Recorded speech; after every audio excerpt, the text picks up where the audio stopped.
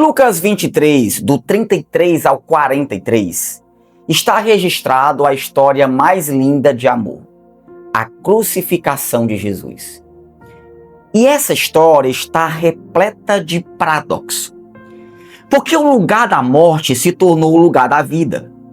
O instrumento de vergonha se tornou o símbolo da esperança. O que o mundo viu como derrota, o céu chamou de vitória.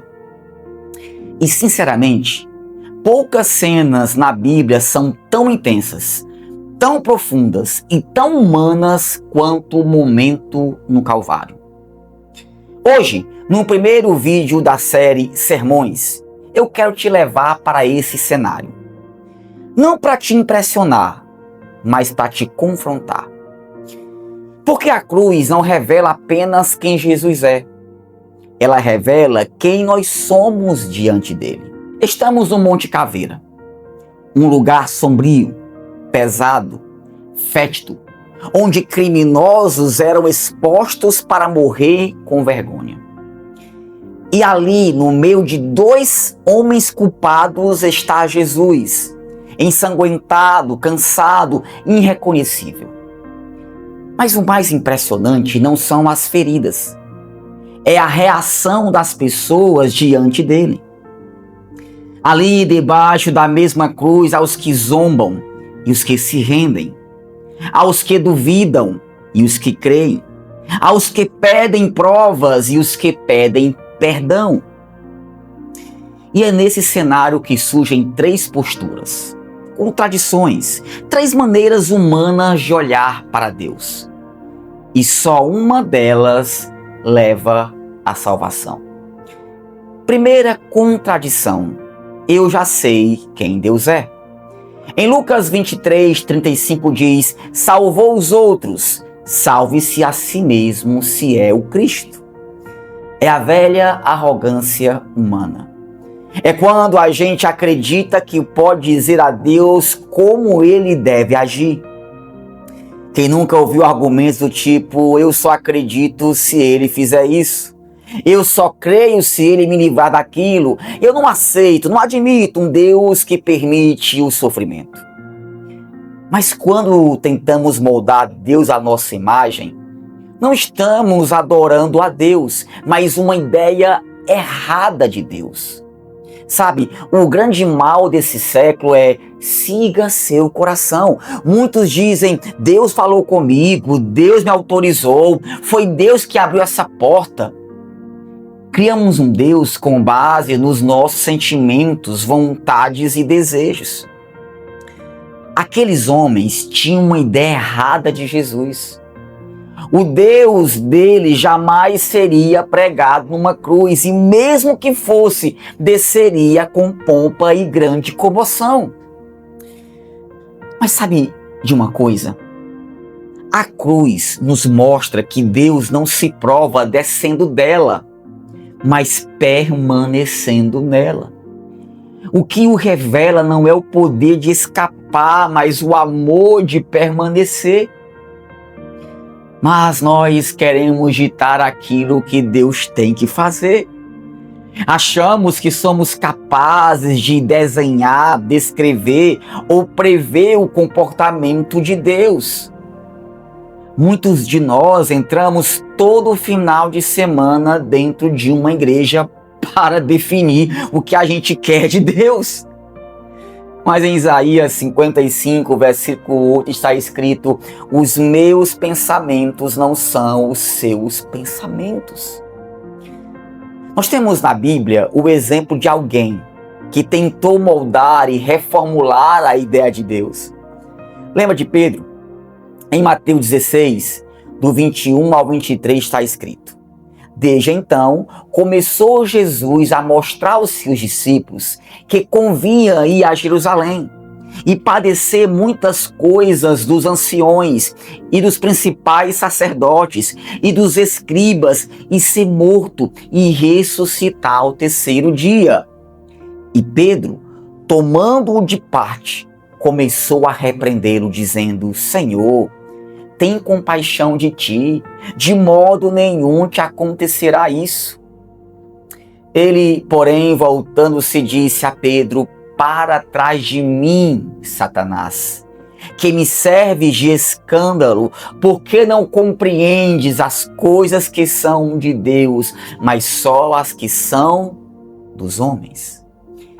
Essa resposta de Pedro, tentando impedir Jesus de ir à cruz, simboliza a nossa tentativa de querer compreender e entender os desígnios e propósitos de Deus. Sabe, queridos, se eu já decidi o que Deus deve falar, como vou ouvir o que Ele realmente está dizendo? Evelyn Underhill diz algo profundo. Se Deus fosse pequeno bastante para o entendermos, não seria grande o bastante para o adorarmos. Segunda contradição. Se Ele me tirar dessa situação, aí sim eu acredito. Em Lucas 23, 39 diz: um dos criminosos que ali estavam dependurados lançava-lhe insultos. Você não é o Cristo? Salve a você mesmo e a nós. Esse ladrão não queria salvação, queria solução. Não buscava arrependimento, queria alívio. Não desejava Cristo, desejava escape. Muitos transformaram Deus em uma ferramenta para seus próprios desejos. Pensam: se Deus curar minha doença, eu sigo a Ele. Se Deus restaurar meu casamento, eu creio. Mas esse tipo de fé não é fé, é barganha. É reduzir Deus a um meio para um fim. É fazer de Deus um ídolo. E o que é um ídolo? Nada mais do que um objeto para a realização das minhas vontades e desejos. Cuidado. Se Deus der o que você está pedindo, pode ser a destruição da sua vida. Eu sou sincero, se eu fosse dar tudo aquilo que meus filhos tanto querem, eles já estariam com diabetes. C.S. Lewis dizia: se você quer uma religião que o deixe sempre confortável, eu definitivamente não recomendo o cristianismo. Terceira e última contradição: o perdão de um assassino. Em Lucas 23, do 42 ao 43 está escrito: então ele disse: Jesus, lembra-te de mim quando entrares no teu reino. Jesus lhe respondeu: eu lhe garanto, hoje você estará comigo num paraíso. E aqui nós temos a maior de todas as contradições. Aquele que curou enfermos, que ressuscitou mortos e multiplicou pães, agora parece impotente. Aquele que carregava a vida, agora carregava a morte. Aquele que salvou tantos, agora não se salva a si mesmo.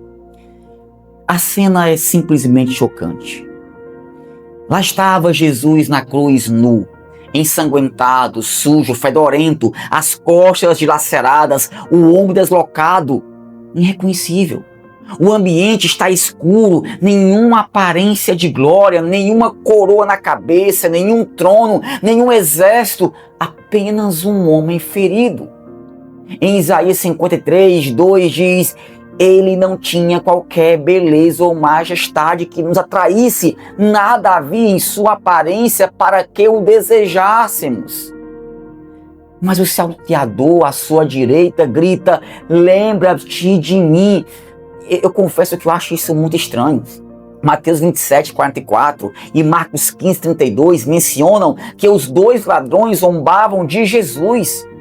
Mas em Lucas 23, por outro lado, descreve que apenas um deles zombavam.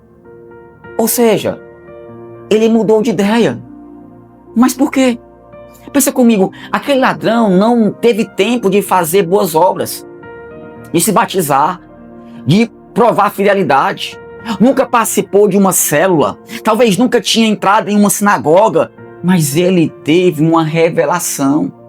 E essa revelação o levou da cruz ao céu. Isso é loucura. Mas como está escrito em 1 Coríntios 1,18, porque a palavra da cruz é loucura para os que perecem, mas para nós que somos salvos, é o poder de Deus. aquele ladrão foi sincero. Ele não era uma boa pessoa. Talvez um estuprador, um pedófilo, um assassino, talvez tenha feito coisas horríveis. Mas olha só o que ele disse.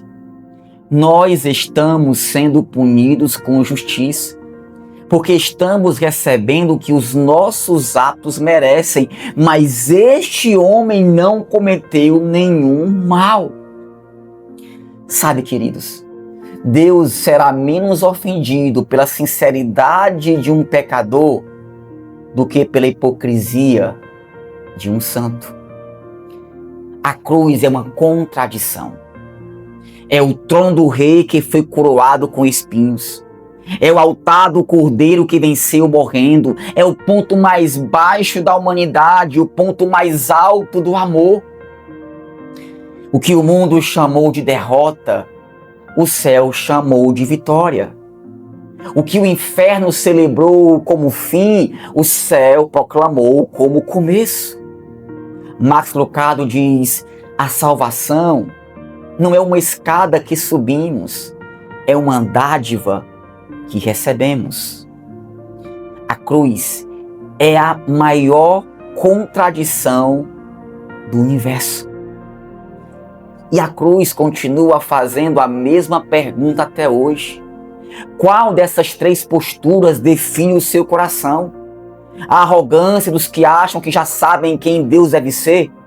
A barganha dos que só creem se ele fizer o que pedem? Ou a fé humilde daquele ladrão que disse: lembra de mim?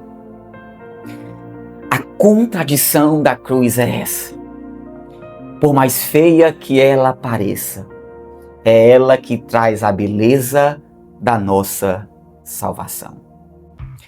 Se essa mensagem falou com você, se inscreve no canal, deixe seu like e compartilha com alguém que precisa ouvir isso hoje. Que Deus te abençoe e que a contradição da cruz continue moldando a sua vida.